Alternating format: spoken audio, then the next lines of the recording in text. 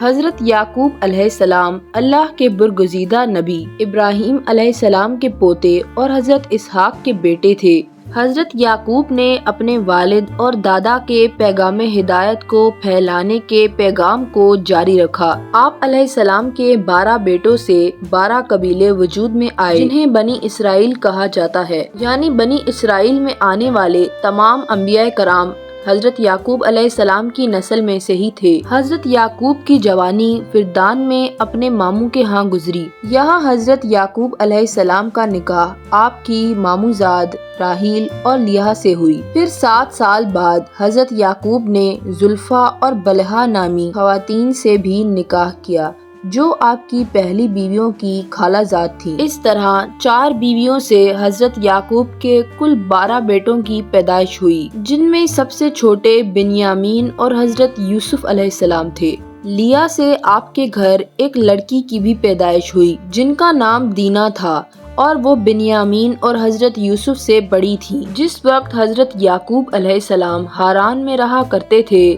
ایک دن خداوند نے حضرت یعقوب سے کلام کیا اور کہا، میں اس بیت ایل کا خدا ہوں جہاں تو نے میری منت مانی تھی۔ اب تو اس سرزمین سے ہجرت کر اور نکل کر کنعان کی طرف جا۔ لہٰذا حضرت یعقوب نے اپنے بچوں اور بیویوں کو اونٹ پر سوار کیا اور بھیڑ بکریوں کو لے کر کنعان کی طرف چل پڑے۔ حضرت یعقوب علیہ السلام اپنے اہل و عیال کے ساتھ سفر کرتے کرتے جب شیخم نامی بستی میں پہنچے تو آپ نے اس بستی کے قریب خیمے نصب کیے اور بھیڑ بکریوں کے علیحدہ باڑ بھی بنائے۔ پھر حضرت یعقوب نے یہاں کے بادشاہ جس کا نام جمور تھا اس سے 100 بکریوں کے بدلے ایک زمین خریدی۔ یہاں حضرت یعقوب علیہ السلام نے ایک گھر بنایا اور خدا کی عبادت میں مشغول رہے۔ آپ یہاں 15 مہینوں تک امن و امان سے رہے۔ یہ وہ دور تھا جب حضرت یوسف علیہ السلام بہت چھوٹے تھے۔ دینا کی عمر 15 یا 18 سال تھی اور تمام بھائی اپنی اس اکلوتی بہن سے بہت محبت کرتے تھے۔ حضرت یعقوب علیہ السلام کے والد اور دادا نے انہیں یہ حکم دیا تھا کہ وہ کسی کنعانی لڑکی یا لڑکے سے اپنی اولاد کا رشتہ نہ جوڑیں، کیونکہ کنعانی لوگ مورتی پوجا کرتے تھے۔ ان کے سارے رسم و رواج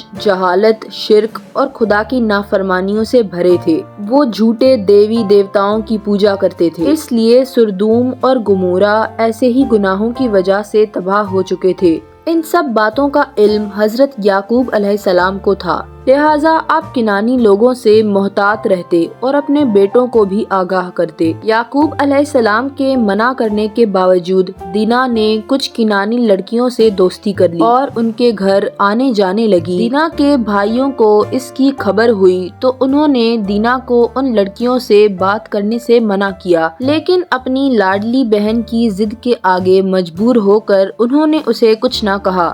چنانچہ جب ایک دن دینا اپنی سہیلیوں کے ساتھ شیخم کی بستیوں میں گئی تو وہاں کے بادشاہ جمور کا بیٹا جس کا نام شکیم تھا اس کی نظر دینا پر پڑی۔ کیونکہ دینا بہت خوبصورت و حسین تھی اسے وہ پسند آئی۔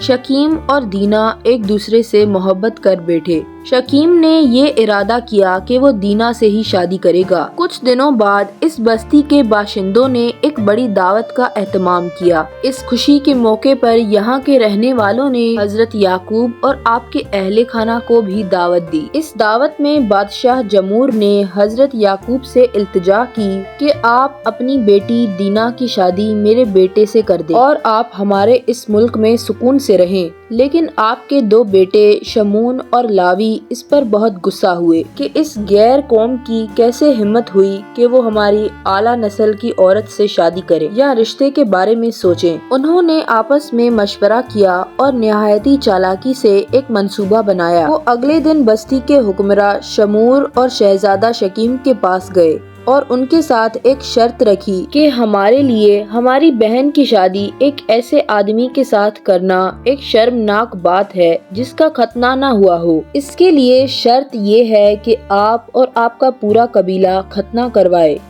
یہ بہت بڑی شرط تھی، لیکن قبیلے کے سارے لوگ اپنے بادشاہ اور شہزادے کی خوشی کے لیے وہ تمام لوگ ختنہ کروانے کے لیے راضی ہو گئے۔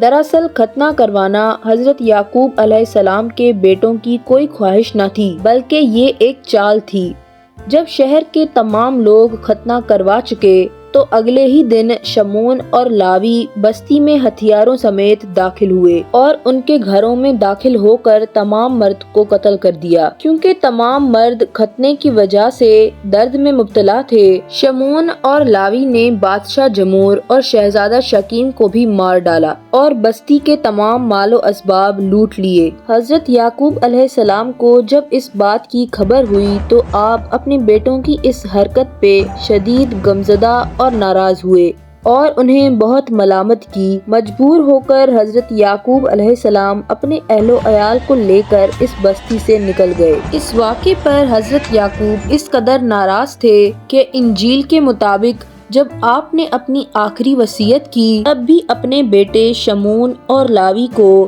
بے گناہ انسانوں کے قتل عام کے اس گناہ پر معاف نہ کیا تھا۔ بعد میں حضرت یعقوب علیہ السلام کے انہی بیٹوں نے حضرت یوسف علیہ السلام سے حسد کے سبب انہیں کنویں میں ڈالا تھا۔